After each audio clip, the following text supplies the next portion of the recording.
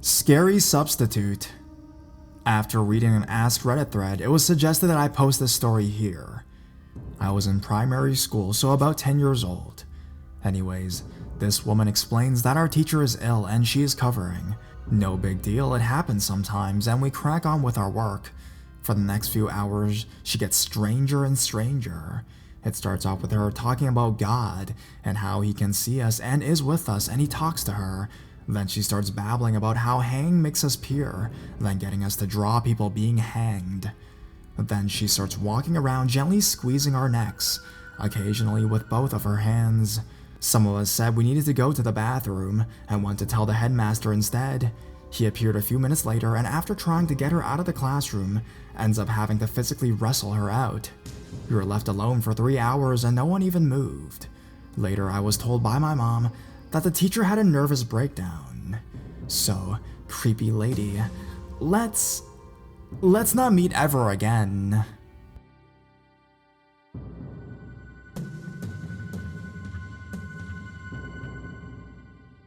I may be old, but my plumbing still works. When I was in 8th grade, we had this creepy teacher that would stare down girls' shirts when they would bend over, which happened a lot since the tables were high, and he refused to let us put anything we needed on them. Makes perfect sense now that I think about it. Make sure he gave us a reason to constantly lean down. One day, a girl caught him and leaned back up with her hand covering herself and looking like she was ready to cry. His answer? He laughed and said, "I may be old, but my plumbing still works." I can still hear those words 10 years later. My friend and I tried reporting this to the office, but they told us they would write us up if we were late to our next class, so we left.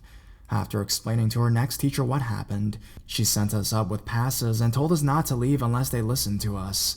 We spoke to the principal, and though I don't remember what he said, I know he didn't take it seriously. One of the kids in the creepers class was the son of a cop. She sent him to school with a voice recorded in his backpack to catch the teacher saying stuff, but by then his topic was how to properly take a man down by squeezing his nuts. Even after bringing that to the office, they waved us off. My core teachers were pissed and told us to walk out of his class if he said anything else and to go straight to one of their classrooms, then they would escort us to the office. The year before, they all had been laid off from their own schools and placed in ours due to the district screwing them over, so they had nothing to lose. Parents finally started calling the school to report him, even ones from other class periods, and it only seemed to piss him off but not stop him. Eventually, my parents called the district to report him because I was terrified of going to school and they'd had enough. They were simply told that they knew of the situation and would take care of it.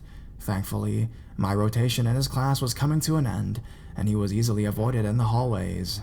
The day before we switched, he stood in front of the class, his face bright red, saying that never in his years of teaching had he dealt with such ungrateful and overly dramatic students, and he couldn't believe his behavior. Then he mentioned being reported at the district and stared right at me. I don't know how he knew it was my parents that called, but I'm positive he did. The district made him retire that year. He, of course, got a party and his retirement, and was never reprimanded. Apparently, there have been complaints throughout the years made against him, but he would just lie and say that the students complaining were troubled kids and he did nothing wrong. Nothing was ever done. A few years later, I went to one of the middle school football games with my younger neighbor, and guess who was the coach? Yup, they made him retire, but let him coach where he would stare at the cheerleaders like a sleaze. Last year, I was told he left his wife for a former student from the middle school. She was 18 and a former cheerleader, of course, while he was coaching. Nobody has proof, but we all know he was with her long before she was legal.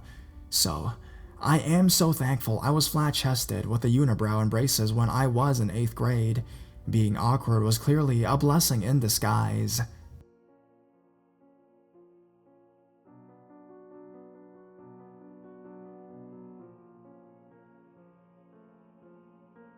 The Ballad of Creepy Tech. Everyone knew that Creepy Tech was, well, creepy.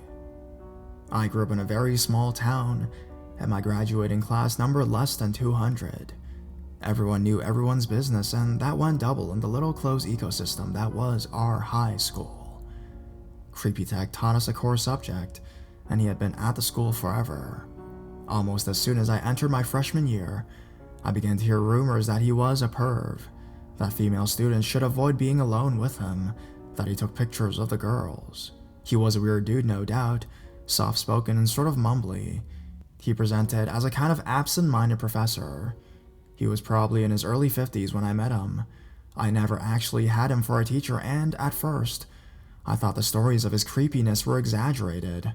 I figured it was one of those things where teenagers zero in on someone who is different or socially awkward and decide they're creepy, and it snowballs from there. One of my friends, who did have a class with him, strongly disagreed. He makes me feel really uncomfortable. You can see how he looks at the female students. It's not normal. It may not have been normal, but it wasn't actionable either. Everything he was accused of could have been dismissed as normal behavior, seen through a skewed filter. He put the prettiest girls right in front of his desk. He took pictures of female students, but also took pictures of male students in groups and put them on a bulletin board in the classroom. He insisted that female students take makeup exams alone with him after school. Add it all up, it formed a portrait of someone who habitually skated the boundaries of acceptable behavior but never quite crossed over into actual assault.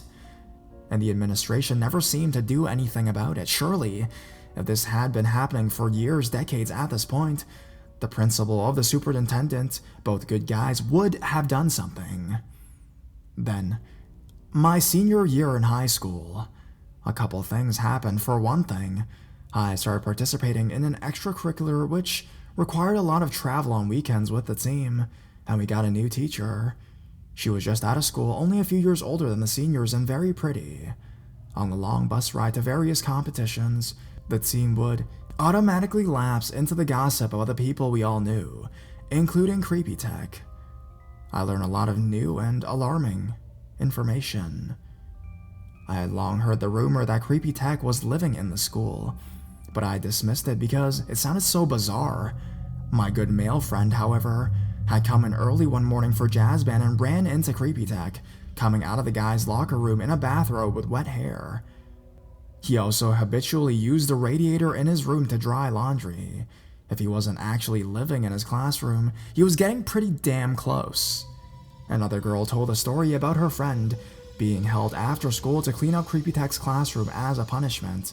She demanded that the girl on my team come with her because she did not want to be alone with him. It was a good thing she did because at one point, the girl bent over to pick up some paper off the floor, and Creepy Tech took a picture of her butt. He was clearly trying to do so without her knowing, but he didn't realize her friend saw him. "What the hell are you doing?" the girl on my team said, before informing her friend that Creepy Tech had just snapped a pic of her ass. Creepy Tech apparently tried to pretend it was just a joke and giggled. He had a shitload of pictures like that. Another teammate offered, this one a male. He had been looking in Creepy Tech's desk for some sort of office supply and saw a stack of photos.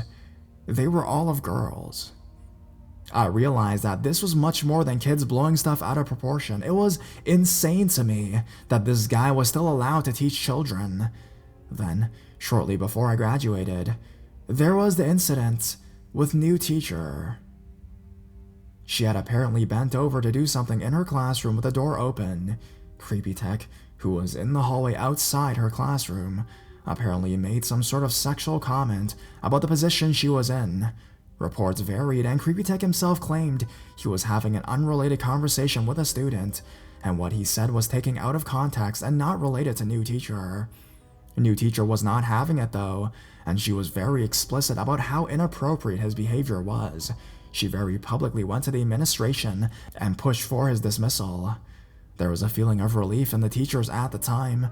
When the issue came up in class, as it always seemed to, I got the sense that the teachers had been trying to find a way to push Creepy Tech out for years, and this was their big chance. Unfortunately, Creepy Tech's denial apparently held up, and he kept his job, and the other teachers had to bottle up their discomfort and resentment once again. I graduated, and didn't think much more about it. Then, a few years later, I came back to my hometown to help out with an extracurricular activity that I participated in as a student. it was still much the same. Lots of bus travel, the team gossiping in the back. Even the coach was the same, and some of my friends and teammates had come back to help as well. Not everything was identical, however.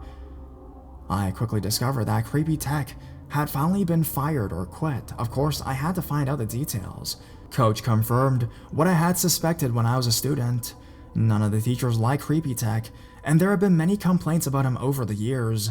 She herself said she often got her husband to stay with her when she had a particularly late night at school, because Creepy Tech was there all the time, and she did not like being alone in the building with him. Apparently, the admin had been building a file on Creepy Tech for years, but they never felt the evidence was strong enough to dismiss him. The teachers' union is, rightly, very protective of its members, and fights hard against poorly supported firings. Basically, it sounded like they had to meet an almost court trial level of proof before they were going to take action against him. Creepy Tech always had a plausible excuse for any charge of wrongdoings. He was misunderstood, misinterpreted, and does X thing with all students, not just the girls. There was always just enough gray area to make it really hard to oust him. Almost everyone involved suspected that Creepy Tech had done more than leer at students and take creep shots of them. But no one had ever come forward claiming to have been assaulted, molested, stalked. Between the living in the school, the general weirdness, and the creepy but seemingly non-violent behavior, Creepy Tech had sort of become a school joke. I think now, though, that there probably were students, young girls who were vulnerable in some way, who experienced a more harrowing form of harassment. But if it is hard for victims to come forward under normal circumstances, it's gotta be even harder when the perpetrator is seen as a cartoonish perv. It would undoubtedly amplify a lot of usual issues around shame and victim blaming. I believe that these potential other victims exist because of how Creepy Tech finally got the boot. A couple years after I graduated, Creepy Tech began to fixate on a particular girl, a 15-year-old freshman that had been in one of his classes. Somehow Creepy Tech got her phone number, and he started calling and texting her all the time, asking her to talk or even meet him. It got to the point where he was parking his car on the street outside her house and texting her from the car, begging her to come outside and talk to him. Finally, after months of being stalked by her teacher, the girl got up the courage to tell her mother what was happening. Her mother was a single mom working in a local dentist office. She was horrified by what her daughter had told her and wondering what to do next. She wanted to prosecute Creepy Tech, but more than anything else, she wanted to get him the hell away from her daughter. Unfortunately, she didn't have the money to do much more than file a police report. She told all of this to her boss, the dentist. As a medical professional in a small, economically depressed town, the dentist is one of the wealthier people around. Immediately, he promised to throw his financial and social weight behind his employee's cause. From what I understand, he basically went to the school board and offered to help hire an investigator, a lawyer if necessary. This apparently provided the kick in the ass that the school admin needed, and from what I understand, they used the threat of the criminal prosecution for Creepy Tech to take an early retirement. It was a bit of a Pyrrhic victory, however. Creepy Tech is no longer at my high school and has, in fact, moved out of town. However, because they never did actually charge him with anything, he continues to teach. Specifically, last I heard, at a high school in Florida.